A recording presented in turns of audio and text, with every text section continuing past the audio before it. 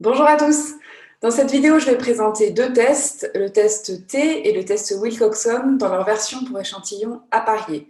Donc, je vais prendre quelques minutes pour vous rappeler la différence entre des échantillons appariés et non appariés. Comment savoir si les deux séries que vous avez à disposition sont appariées ou non? Bien, cela dépend entièrement du contexte biologique de votre expérience, ce n'est pas du tout une question mathématique. Il faut donc s'intéresser au dispositif qui a été utilisé pour prendre les mesures. Est-ce que les mesures ont été faites par paire ou bien de manière totalement indépendante? Par exemple, si on s'intéresse au taux d'une certaine hormone chez des patients et à l'influence d'un traitement sur le taux de cette hormone.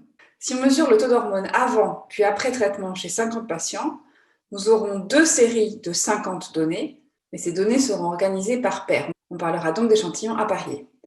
Par contre, si on mesure ce taux chez 50 patients qui suivent le traitement et chez 50 autres patients qui ne suivent pas le traitement, on aura aussi deux séries de 50 données, mais ce ne seront pas des échantillons appariés, car il n'y a rien qui relie les mesures de la première série avec celles de la seconde série. Un cas facilement reconnaissable d'échantillon non apparié est lorsqu'on n'a pas le même effectif dans les deux séries de données. Par exemple, 50 patients avec traitement et 70 patients sans traitement. Dans ces cas-là, on n'a clairement pas affaire à des paires et on a un échantillon non apparié. Comme vous le voyez ici, les deux tests T et de Wilcoxon appariés sont à utiliser lorsque vous avez à disposition deux séries de données quantitatives qui sont appariées et pour lesquelles vous posez la question est-ce qu'il y a une différence entre les variables qui ont généré ces données? Et donc le test T apparié sera appliqué lorsque vous savez que vos deux séries de données, vos deux variables suivent une loi normale. Et si ce n'est pas le cas, vous serez amené à utiliser le test de Wilcoxon. Et je le rappellerai plus tard, mais dans le cas où vous avez deux lois normales, rien ne vous empêche d'appliquer le test de Wilcoxon, mais il sera moins adapté que le test T apparié. En revanche, si il y a au moins une qui ne suit pas une loi normale, vous n'avez pas le choix et vous êtes obligé d'utiliser le test de Wilcoxon. Le but du test apparié est donc de vérifier si deux variables aléatoires correspondant à deux caractères quantitatifs appariés, suivant une loi normale, ont la même moyenne. Donc l'hypothèse nulle, ça va être que la moyenne de x1 est égale à la moyenne de x2. L'hypothèse alternative, ça va dépendre du contexte biologique. Si vous n'avez aucune idée préconçue sur ce que pourrait être l'alternative, vous allez simplement supposer que H1 c'est M1 différent de M2, test bilatéral, vous ne privilégiez aucun côté. Par contre, si vous privilégiez un côté, ce sera un test unilatéral, par exemple M1 plus grand que M2. Les données que vous avez à disposition, puisque ce sont des données appariées, ce sont forcément des couples. Donc vous avez deux séries de... Vous avez n couples. On va appeler x1 la première coordonnée et x2 la première coordonnée. Donc vous allez avoir n couples de type x1i, x2i. On va appeler x1 bar la moyenne sur la première coordonnée et x2 bar la moyenne sur la deuxième coordonnée. Si je reprends l'exemple donné en introduction, x1 bar serait la moyenne du taux, la moyenne d'échantillon, bien sûr. Ici je parle de moyenne d'échantillon. Donc x1 bar serait la moyenne sur votre échantillon de 50 patients du taux d'hormones avant traitement et x2 bar serait la moyenne après traitement. La statistique de test à calculer sur vos données, c'est la différence entre les deux moyennes d'échantillons divisée par la racine de la variance de l'échantillon sur n. Alors la variance de l'échantillon, ce qu'on entend par là exactement, c'est en fait, vous voyez que c'est pas exactement la variance classique, mais c'est la variance qui correspond à la différence entre les coordonnées. Donc, vous appliquez simplement la formule, il faut sommer les différences à chaque fois entre chaque coordonnée, entre les deux coordonnées de chaque couple, au carré, et puis on divise le tout par l'effectif moins 1. Alors, vous voyez bien que si H0 était vrai, c'est-à-dire que si les moyennes, les vraies moyennes des variables aléatoires inconnues étaient égales, normalement, les moyennes d'échantillons, x1 bar et x2 bar, devraient être proches l'une de l'autre. Donc, cette quantité-là devrait être petite. Donc, on va plutôt rejeter H0 si ça, c'est trop grand. Alors, trop grand, c'est quantifié par cette valeur critique qui est soit le quantile d'ordre 1 moins alpha sur 2 si vous faites un test bilatéral, de la loi de Student à n-1 degré de liberté, ou bien le quantile d'ordre 1 alpha si vous faites un test unilatéral. Et en fonction, ce que vous regardez, c'est soit la quantité présentée dans la page précédemment en valeur absolue, soit la quantité sans la valeur absolue. Alors comme toujours, dès que vous avez le choix entre un test bilatéral ou unilatéral, il faut éventuellement le préciser au logiciel que vous utilisez pour qu'il vous donne la bonne p-valeur. Donc vous allez rejeter H0 au seuil alpha si le t observé est plus grand que le t critique, alors en fonction de ce que je viens de dire ici. Et la deuxième méthode, si on vous donne la p-valeur, il suffit simplement de regarder si la p-valeur est plus petite que alpha, auquel cas vous rejetez H0 au seuil alpha. Voyons un exemple numérique. On aimerait comparer une variété de céréales standard avec une nouvelle variété. Et on a utilisé plusieurs paires de parcelles adjacentes. Une paire est plantée avec l'ancienne variété et l'autre paire avec la nouvelle variété. On va comparer les rendements avec l'ancienne variété et la nouvelle variété. On aimerait savoir s'il y a une différence entre les rendements en céréales des champs A et B. Donc comme toujours, avant de faire un test statistique, on utilise une représentation graphique des données pour répondre au même type de questions. Là, par exemple, on a comparé deux boîtes à moustaches, celle du rendement du champ A avec celle du rendement du champ B. Et vous voyez déjà que graphiquement, on voit qu'il semble y avoir une différence de rendement entre la nouvelle variété et l'ancienne variété, avec la nouvelle variété qui semble avoir un meilleur rendement. Alors, on a vérifié au préalable que chacune des variables suit une loi normale, avec un test de Shapiro-Wilk par exemple, donc on est bien dans le cadre où on a des données quantitatives, c'est le rendement. On se pose la question, est-ce qu'il y a une différence entre le rendement pour l'ancienne et la nouvelle variété? On a deux séries de données, la question est-ce qu'elles sont appariées ou non appariées? Mais là, on vous parle de parcelles adjacentes. On parle même de paires de parcelles adjacentes. Ça veut dire que le rendement 6 indiqué là, ça marche, voilà, et apparié avec ce rendement 4. C'est une parcelle qui est à côté de celle-ci. Et à chaque fois, il faut prendre les mesures en tant que couple, parce que ces parcelles ont sans doute des degrés d'exposition différents au soleil, ou des niveaux d'irrigation différents, etc. Et donc, on veut comparer des choses qui sont comparables, autrement dit des parcelles adjacentes. Donc en fait, vous voyez, il faut toujours faire attention au contexte biologique et comment les données ont été faites. Et là, clairement, dans l'énoncé, on voit qu'il s'agit d'échantillons appariés. Donc si je reviens sur ce graphique, on a donc deux séries de données appariées, et on vous dit qu'on a vérifié que chacune des deux séries de données, chacune des deux variables suit une loi normale, c'est-à-dire qu'on a vérifié sur cette série de données et sur cette série de données que le rendement du champ A et le rendement du champ B suivent une loi normale. Donc on va appliquer le test T apparié. Hypothèse nulle, c'est que les moyennes des deux rendements sont égales. Hypothèse alternative, c'est qu'elles sont différentes. On applique la formule, c'est-à-dire qu'on compare les moyennes d'échantillons, donc le 9,9 c'est la moyenne de celui-ci et le 11,3 c'est la moyenne de celui-ci, qu'on divise par la racine de la variance sur la taille de l'échantillon, moins la taille de l'échantillon, n. J'ai eu un petit doute. Donc vérifiez, s'il vous plaît, par vous-même que vous trouvez bien cette valeur de 1,82. Alors comment, je vais vous le dire rapidement, comment on trouve ça? En fait, on fait 6 moins 4 au carré, plus 10 moins 12 au carré, etc. Et puis on divise le tout par, ici, n-1. Non, vous devez trouver 1,82.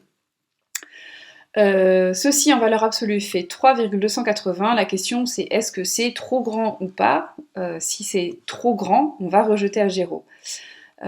Alors le trop grand est déterminé par cette valeur critique qui est le quantile d'ordre 1 moins alpha sur 2 si on fait un test bilatéral, ce qui est le cas ici. Donc autrement dit le quantile d'ordre 0,975 de la loi de Student à n-1 degré de liberté, où n est l'effectif de chacune des séries données, donc 9 ici. Dans le tableau de la loi de Student, je vous invite à aller vérifier que ce quantile est 2,262. On est plus grand, donc on rejette H0 au seuil 5%. Autrement dit, la conclusion est les rendements des champs A et B sont significativement différents. Donc s'il vous plaît, je me répète, je le dis souvent, mais pensez à conclure en français et à répondre aux problèmes biologiques après avoir affirmé ce genre de choses ici. La méthode 2, qui serait celle à appliquer si vous avez directement la p-valeur, si on vous donne la p-valeur. La p-valeur ici, c'est 0,001. Elle est plus petite que le seuil qu'on s'est fixé de 5%, donc, même conclusion, on rejette H0 au seuil 5%. Le test de Wilcoxon apparié s'utilise exactement dans le même cadre, mais en particulier pour quand on a au moins une des deux séries de données qu'on considère qui ne suit pas une loi normale. Donc le but est similaire, mais comme ce test est plus grossier, il va simplement permettre de répondre à la question: est-ce que les deux variables qu'on étudie ont la même médiane et non pas la même moyenne, comme le test T, qui est donc un test plus fin. Les données sont présentées de la même façon, c'est-à-dire n couples. Il y a un certain nombre de couples pour lesquels les deux coordonnées vont être différentes. Donc il en aura potentiellement moins. Donc on va appeler NR ce nombre de couples pour lesquels les coordonnées sont différentes. Et on va les ordonner de la manière suivante. On va regarder en valeur absolue la différence entre la première et la deuxième coordonnée. Et ce qu'on va appeler R1, par exemple, ce sera le rang de, pour ce premier couple, la différence entre les deux coordonnées en valeur absolue dans tous les couples. Et en cas d'ex-aequo, on attribuera le rang moyen. Alors c'est sans doute pas très clair comme ça, mais vous allez voir sur l'exemple numérique ce que ça veut dire. L'hypothèse nulle, c'est que les médianes des deux variables sont égales, et l'hypothèse alternative, c'est dans le cas d'un test bilatéral, le fait que les médianes sont différentes. Il y existe une version unilatérale de ce test, mais ça deviendrait un petit peu lourd à présenter, donc je vais m'en tenir à cette version bilatérale. Alors la statistique de test à regarder dépend du nombre de couples dont je parlais ici, NR, qui ont des coordonnées différentes. Donc si NR est plus petit que 10, ce qu'on va regarder, c'est la somme des rangs devant lesquels on indique le signe de la différence entre les coordonnées. Donc à nouveau, cette formule va vous paraître beaucoup plus claire sur l'exemple que je vais donner, mais gardez-la en tête, il faut que vous soyez quand même capable de l'appliquer sur des données. Le deuxième cas, si NR est plus grand que 10, vous regardez la même chose, mais que vous multipliez par cette quantité-là, où NR, c'est à nouveau la grandeur qu'on a présentée ici. Et on va rejeter H0 au seuil alpha si en valeur absolue, la statistique de test qu'on a regardée est plus grande qu'une certaine valeur critique. Donc ça dépend, ce sera soit ça qu'on regarde si NR est plus petit que 10, ou soit ça si c'est plus grand que 10. Et ces grandeurs-là, W critique, ils sont donnés ici. Donc en fonction du alpha qu'on a choisi et de l'effectif qu'on a, 6, 7, 8, 9. Alors peut-être vous vous demandez pourquoi il n'y a pas 1, 2, 3, 4, 5 et pourquoi ça s'arrête à 9. C'est parce que si on a un effectif de moins de 5, on ne peut pas faire de test statistique, c'est une remarque générale. Donc on démarre à 6, et puis si on est à plus de 10, du coup on est dans ce cadre-là, donc on n'a plus besoin de ces W critiques. Donc voici les seuils critiques auxquels il faut comparer la valeur observée.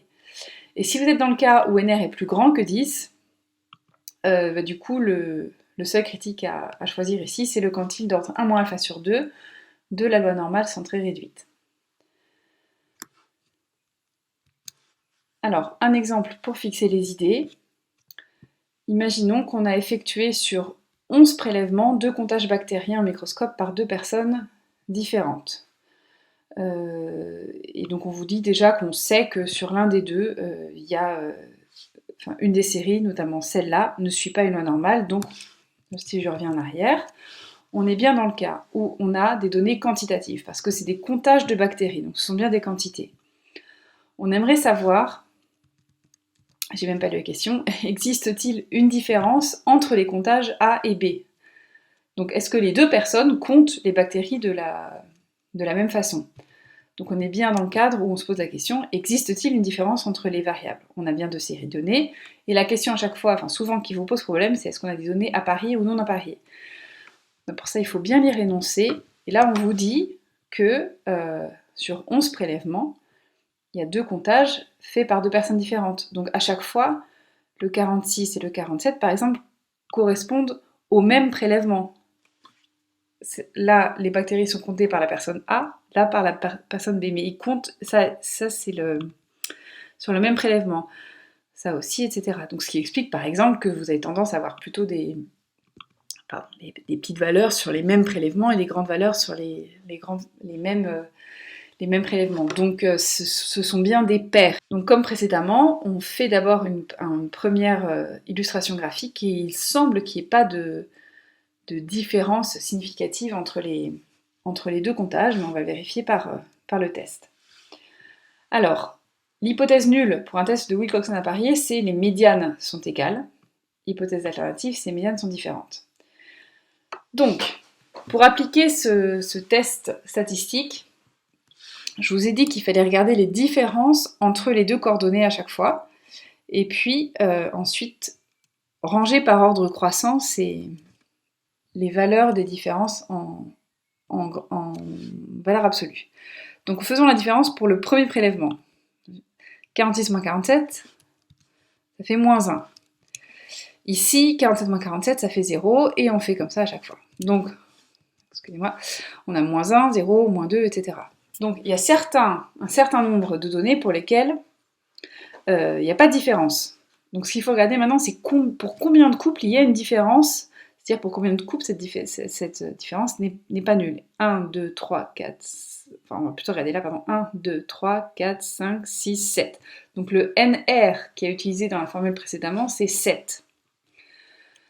On peut tout de suite regarder, le W critique pour NR égale 7, si on prend alpha égale 5%, c'est 24. Donc le seuil critique avec lequel on aura comparé notre statistique, c'est 24. Bon. Maintenant, il faut calculer la statistique. Et on vous dit qu'il faut regarder, il faut ordonner par ordre croissant en valeur absolue ce qu'on a. Donc la plus petite valeur non nulle qu'on a, en valeur absolue, c'est 1. Mais on l'a ici, ici et ici. D'accord? Pour l'instant, regardez pas le signe vu que je regarde que les valeurs absolues. Donc j'ai en fait 3 ex-aequo. Donc ça fait rang 1, rang 2, rang 3. Ben, je mets à tout le monde le rang 2. Donc voilà, ça fait rang 2, rang 2, rang 2. Maintenant, la valeur suivante, c'est la valeur en valeur absolue, c'est 2. Et pareil, j'en ai 3. Donc ça ferait les rangs 4, 5, 6. Donc je mets à tout le monde le rang 5.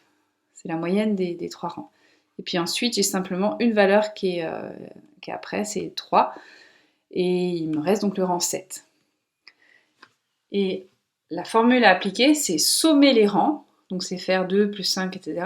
Mais en gardant le signe de la différence entre les coordonnées. Donc ça fait, ici le premier rang à regarder c'est 2, mais devant on met le moins, le signe qu'on a ici. Donc ça fait moins 2, moins 5, moins 7, moins 2, moins 5, plus 2, plus 5. Et en valeur absolue, ça nous donne 14 qui est plus petit que 24, donc on ne rejette pas H0 au seuil 5%. Autrement dit, les comptages A et B ne sont pas significativement différents. Et la méthode 2, il faudrait regarder la p-valeur, mais là je vous indique que le logiciel R, par exemple, ne vous donnerait pas la p-valeur parce qu'il y a des ex-aequo.